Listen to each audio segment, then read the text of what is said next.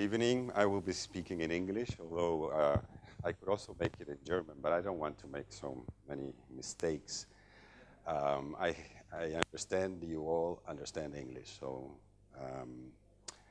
first allow me to express my gratitude to the Director General of the Institute for Cultural Diplomacy, Mr. Mark Dornfried, for inviting my country to participate in this year's International Economics Congress. The subject, Global Trends in Creative Economics, Education, Entrepreneurship, and Tourism as drivers of sustainable economic growth, covers so many strategic parts that I would probably need a week to talk about all of them. But don't worry that I'm not going to take that long. More or less, during the 5 years of this century, the United Nations recognized that tourism is one of the great world socioeconomic forces and turned the responsibility of dealing with this issue to the World Tourism Organization, the UNWTO, one of its youngest specialized organizations committed to promoting tourism as an instrument in achieving the UN Millennium Development Goals geared towards reducing poverty and fostering sustainable development. Precisely in this important goal convened by the heads of state in the United Nations, Uruguay has had an incredible role and is probably one of the few countries that will achieve ahead of time most of the goals established. You all know that economic activity was the purpose of this growth and this compromise established by the heads of state, and the social and cultural impact of tourism is one of those that produces important consequences, and its results, development require orientation. In general, activities related to tourism are intensive in workforce, and that is why many expectatives are linked with the effect of the development of tourism to labor and income of the different areas related. Tourism mobilizes sectors which generate capacity to build new workplaces and contribute to add value to the economy. And Uruguay does not remain outside this reality. Allow me to address precisely what we have done during the past years in what is related to tourism. Even though the activity is recent, Uruguay is no newcomer in this issue. We have been looking at tourism since the beginning of last century. One of the most luxurious hotels in the region, the Carrasco, now totally refurbished by a prestigious French hotel worldwide company, was built in Montevideo. Also very important installations for tourism have been built in Piriápolis and Punta del Este. We took early consciousness that we could be a country of expertise in receiving foreigners as visitors. At the beginning, the attraction was the beaches, but over the years, other offers such as rural, cultural, health, gastronomic, bird watching, and cruise ships, natural escapes, meeting tourism, also now complete a variety of offers in a perfect destination. Tourism is a resilient activity.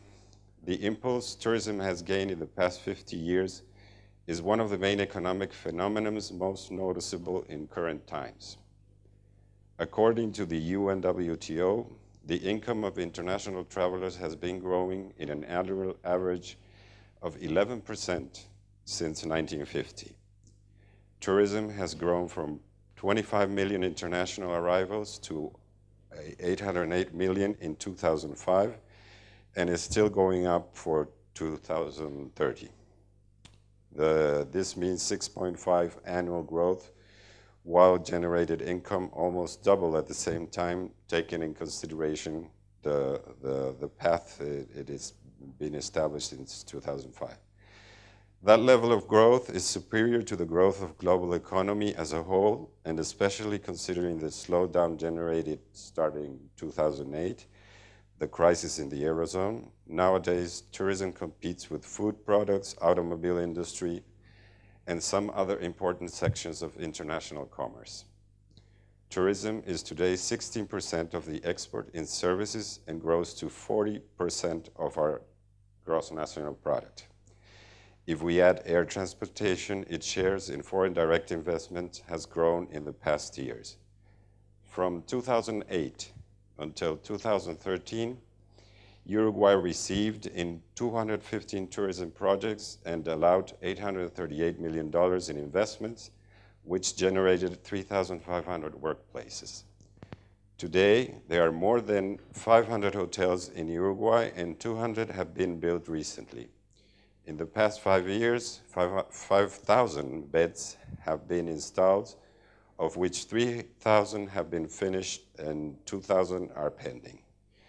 In Uruguay, there are almost 50,000 beds, and 250,000 beds are rentals. Real estate developers have been crucial for the development of tourism in my country. The country has 3 international airports, 1 harbor that does business with the free port system, 2 sea terminals, and the entire infrastructure to serve tourism is consistently being updated. New airlines have the destination Uruguay and services. Many German airlines still need to decide to include Uruguay as their destination. That's why I'm here. But they have been added, and schools to teach improving professional dealing with tourists are now proliferating all over the country. Looking at tourism further ahead than the economy. Tourist activity implies a monumental mobilization of economic resources, an additional benefit to the environment, culture, and the elimination of poverty. It generally means a less contaminating activity and can adjust to different cultural ways of being, which also represent attractive factors for tourists. Especially since 2005, Uruguay has devoted itself seriously and fully committed to build an economy that is strong and stable. We have been growing at rates that we could not achieve for more than 50 years. Precisely, in April last year, when our foreign minister, Dr. Luis Almagro, visited Berlin for talks with his then German counterpart, Dr. Guido Westerwelle, he defined that Uruguay is a key country in a region that is experimenting high levels of growth. He said this convinced that we are an exceptional country that favors foreign investments, for all of which Germany stands for us as an important and strategic partner in Europe. All these good aspects are based on our political, social, and economic stability that make our business environment one of the best and reliable in the region. Our index of quality of life and human development, our commitment with food security puts us in a very high position in world standards and among the first places, not only in Latin America as well as in other regions. Our solid macroeconomic behavior, with a 5.9% average of growth between the years 2005 until 2012, an orderly management of our external debt, our investment grade, the increase of our GDP per capita to $15,000 in 2012, and our favorable indexes of distribution of wealth and social policies contribute to the good position of my country. The extraordinary financial openness, the legal framework for free handling of merchandise, the free ports and harbors and airports surely contribute to promote an excellent environment for commerce and investments with the rest of the world. The strong diversity of our exports began over a decade, but it has been the present administration that empowers its reach worldwide, and it covers more than 165 countries. Do not forget that Uruguay is also a service exporting nation, and this stands for over 25% of our total exports.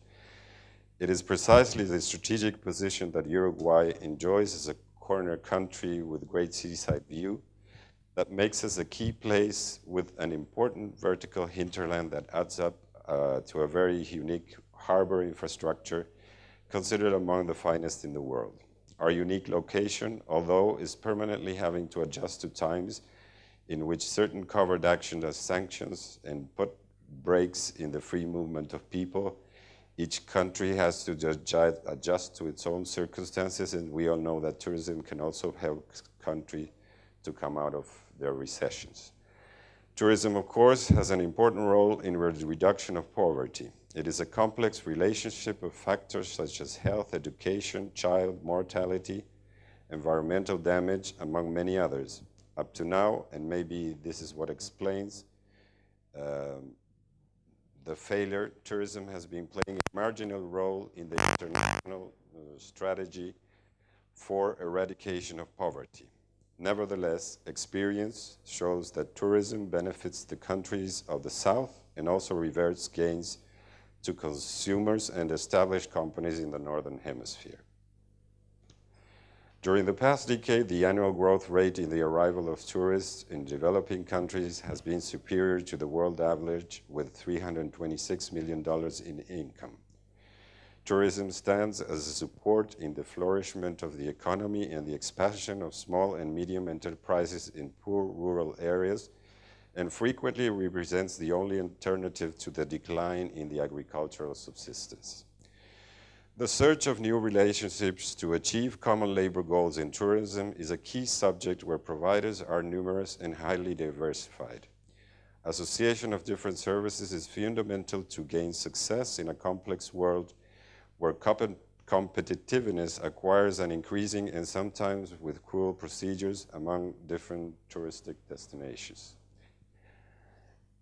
The UNWTO has established as a goal that states should make tourism a priority strategy for the economy, and to guarantee employment, and that this position should also be supported by financial institutions and development banks worldwide.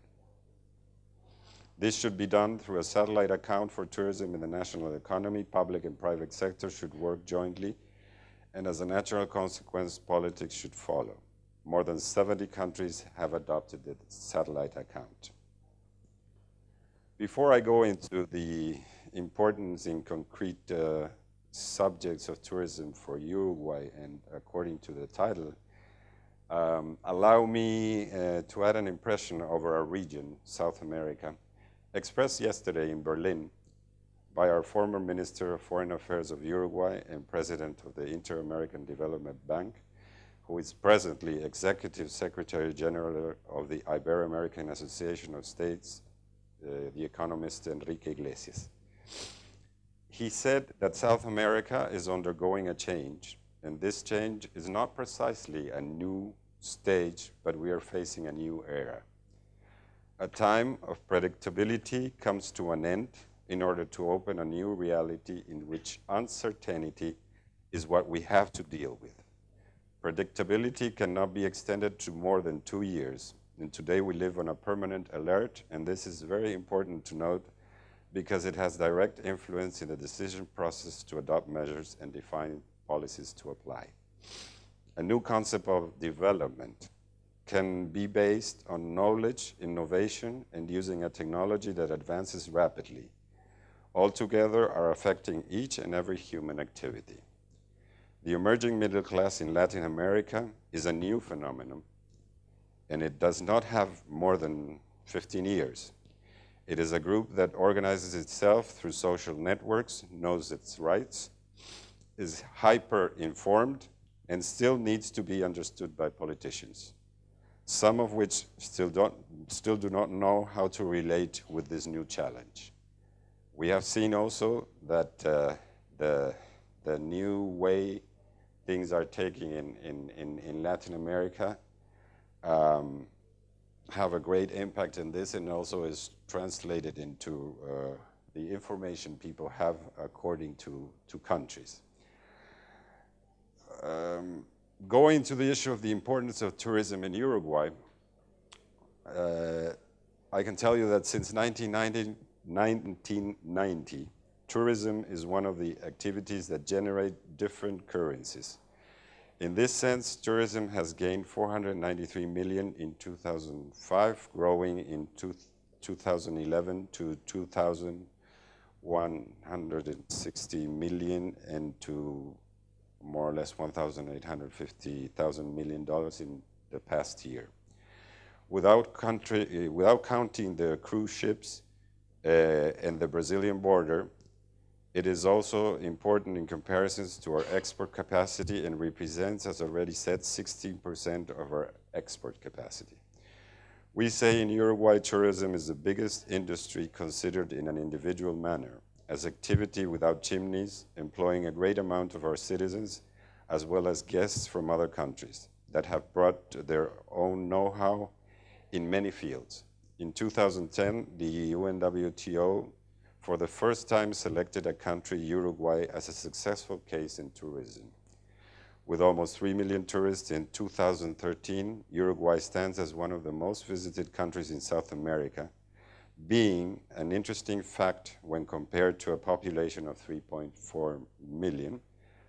And globally, we stand among the 50 countries that receive the highest amount of visitors. Most tourists receive benefits as VAT reimbursements, special discounts on fuel for cars, and also special conditions in malls and supermarket chains. Visitors are mainly of a high, medium economic level. Luxurious tourism is in fact one of the most visible generations of services in Uruguay. Five-star hotels have been vastly extended throughout the country and respond to the demand of luxurious accommodations with all amenities situated in Montevideo, Punta del Este, Colonia del Sacramento, and so on. The government of President Jose Mujica has indicated that it supports tourism as a generator of wealth and employment and is working consistently to promote the country, and that is why we are also participating here in the International Tourism Boards in Berlin. That is one of the leading fairs in the world in which we are participating continuously since 1988, even before the German reunification and the fall of the Berlin Wall. That was one of what I even saw. My first post was East Germany, and that was transformed into the reunited Germany. So I more or less saw the story from 1989 to 1994, and witnessed that sparkling moment for the German history. Having to do with the Germans, we are obviously focused on making them travel to Uruguay so they can enjoy a safe and good destination. Uruguay has been receiving almost the same amount of tourists as inhabitants, I already said that, and out of these, around 20,000 visitors a year come from Germany. Surely this number can progress into a more consistent flow, but we need to expand far more while we can be a good option for holiday makers. The perfect time to visit my country is from December until April, and if you like warm weather, the rest of the year is also enjoyable given the fact that you like to communicate with nature, a very preserved ecosystem, pristine beaches, and many of the things you previously saw, I suppose, in the film we passed. The capacitation of human skills is the fact that we are trying to address most permanently and with a couple of failures, I would say, and would have to be with the results of education or capacitation, because many of the best I would say institutions that need to prepare people that have to do with tourism are still on their way to expand in Uruguay. As you know, ecotourism and our other brands that we are starting to take out with the respect of nature and encouraging travelers from different parts to come and visit us. We have been trying to focus from Germany in the fact that this year, I mean, it's going to be the World Soccer Championship, and we are trying to attract people that go to Brazil for that circumstance in order to make a stopover in Uruguay. And last but not least, we're working hard to give quality at a reasonable price so that distance can only be an accessory part that can be incorporated in the priceless time of tourists that want to go to Uruguay. So, well, I thank you for your attention, and if you want to go ready for questions, I am at your disposal.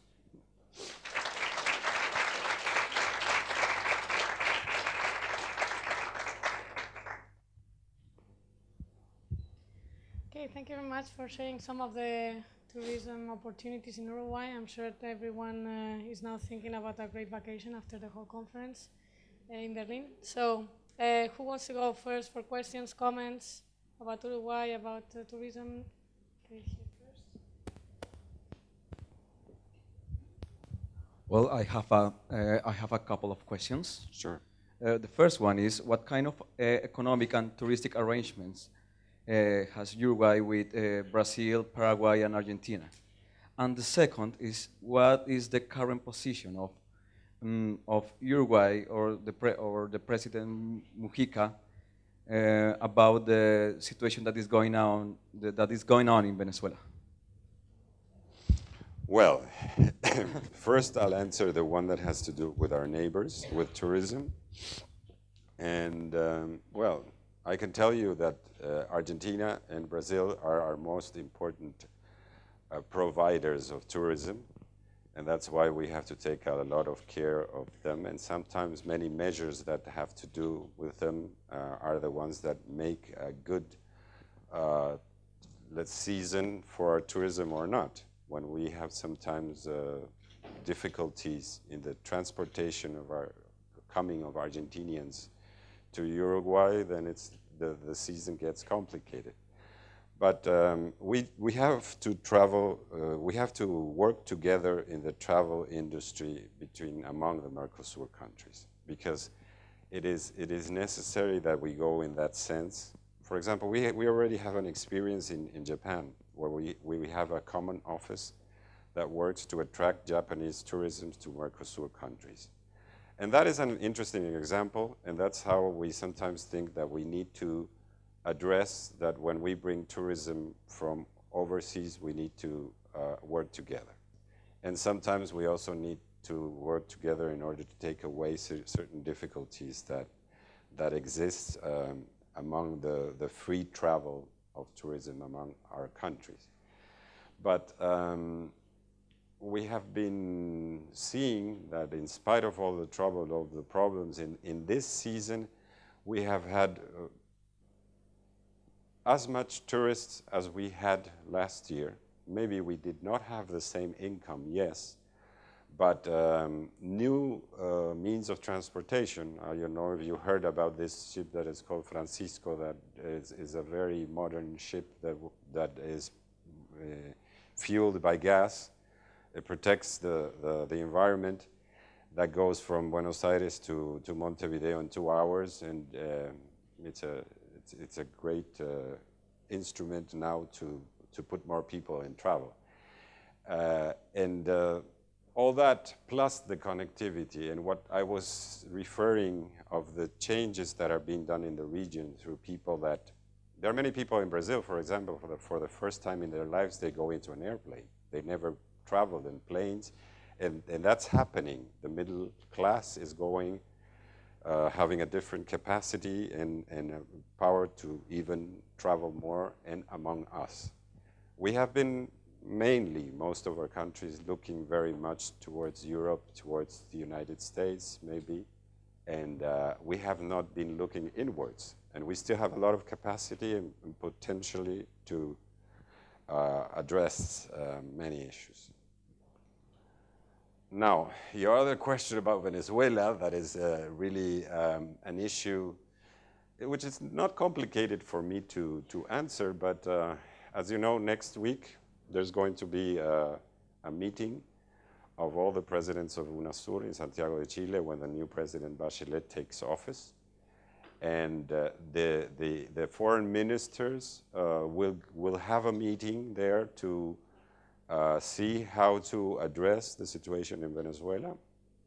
And we have said, as Uruguay, that we want them to come into a peaceful solution. We are a country that does not like to get involved in other people's internal affairs. But we understand that it's something that needs to be addressed. And as you know, even President Mujica, 2 days ago, when it was 1 year that former President Chavez died, he also said that we are very grateful to the way Chavez focused integration in Latin America and how we are standing as a gratitude for what he did. But we all know that the situation Venezuela is now undergoing is complicated, and we the region, and especially Uruguay, is committed to that, to having a peaceful solution and to try to contribute to help the Venezuelans come to a solution to the problem, which we take as a problem that we all need to address. You're welcome. Any other questions? Yes, Najmuddin Dulce from Tunisia. We welcome you here. And we see that the tourism is tourism depend of the fragility of the states when you have trouble.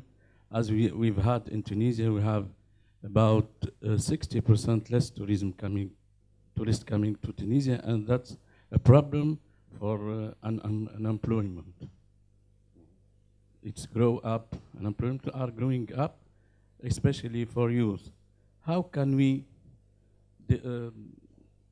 find the way to let the tourists come back to the countries where we've had troubles? Especially, for example, when you see Venezuela, when you see Ukraine, and that's a big problem for tourism, and there is no more income. So how can we deal with this position?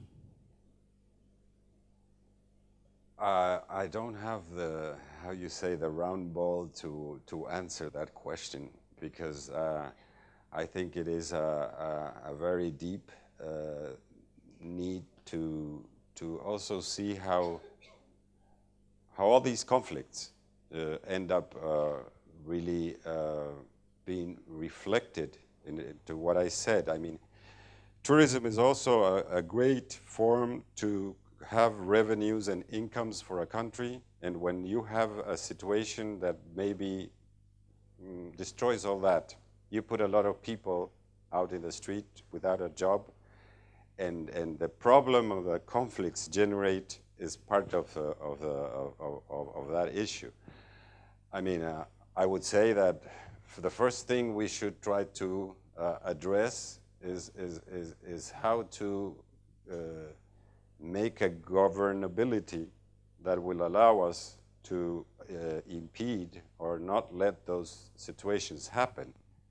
Because at the end, let's say, the worker or the normal person that is not influenced by others is the one that suffers the consequences of this kind of issues. And sometimes you say, well, we, for example, one thing that we have achieved in the region, that despite of all the complications and sometimes that we have, we are the first nuclear-free zone.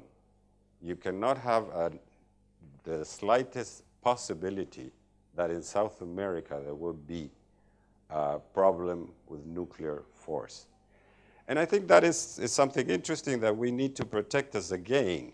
And we need that to be translated into other regions too, because South America is the first free nuclear zone in the world. And I think that's a good example that we need to address, that we need to take that, you know, every time you have arms, the arms don't kill. It's the people that use the arms that kill. So the moment we have arms going around and we have conflicts, we will have situations that will probably engage and reflect into humans. So it's very difficult because it has to do also with that, where the world is standing right now, trying to find a world governance, a better world governance, in which we can all rely upon. The United Nations is an effective system, but we need to empower it to make it something really powerful in order to avoid these kind of conflicts that end up ruining the lives of people and taking away the lives of people. So.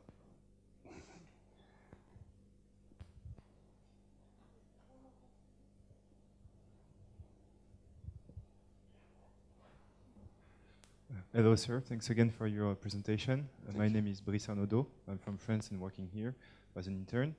I would like to say that I consider, it seems to me that Uruguay is like a leader in South America concerning human rights, and as now maybe as a new step in the fight against drug cartels, with the two law you recently have concerning gay marriage and legislation about marijuana. So do you think, or do you feel that Uruguay can have like this position of leader in South America concerning human issues? Well, we have tried, yes. I mean, thank you, because that is a question that takes me to the bottom line or to the center of where my government is standing. I mean, the government of President Mujica initiated in 2010 has established as its main goal to put in the center of every policy human rights. And wherever there is discrimination, wherever there is rights that are not protected for people, he wanted to put all that in the basket and say, well, that's why, yes, we had the same-sex marriage, the abortion issues, and a couple of other things that it's not if you stand by the side of that is a religious thing or not, but it was something that was affecting a group of people. You can call women, you can call people sexual orientation, and you can call even what we have did in the country with Afro-descendants. We have had more than 4,000 that had never been paid attention to. So it's a government that, of course, has tried to use not the issue of taking care of minorities because they need to be taken care of, because it's their own right. And that's something that Uruguay has put it in the United Nations too, in the Council for Human Rights. And it's something that, of course, it needs to be addressed according to different cultures too, but to what we think is right. We need to establish ourselves that if we do not protect human rights, we cannot protect any other rights. I mean, and that special way of seeing things have put us in a, maybe this issue of marijuana is something that many say, you know, it's going to be an experiment. Maybe the only country that can do that experiment is Uruguay, because we have 3.5 million inhabitants, and because it's going to be a great, we have an institution that is going to control everything. Some people think, you know, I'm going to go as a tourist in Uruguay. That's not going to be possible. But it's going to be an experiment among Uruguayans, let's say. And of course, my president said that the war against narcotraffics and the situation that we have with the criminal organizations and everything to fight drugs is absolutely an hypocrisy, and that has not been working. And so we need to change, and we need to address the problem with new tools. And we're trying to do that. See if maybe we are mistaken, but we can have the possibility to say, you know what, let's recognize that we are not doing things right, that we need to move the page and see if we can address the problem in a different way.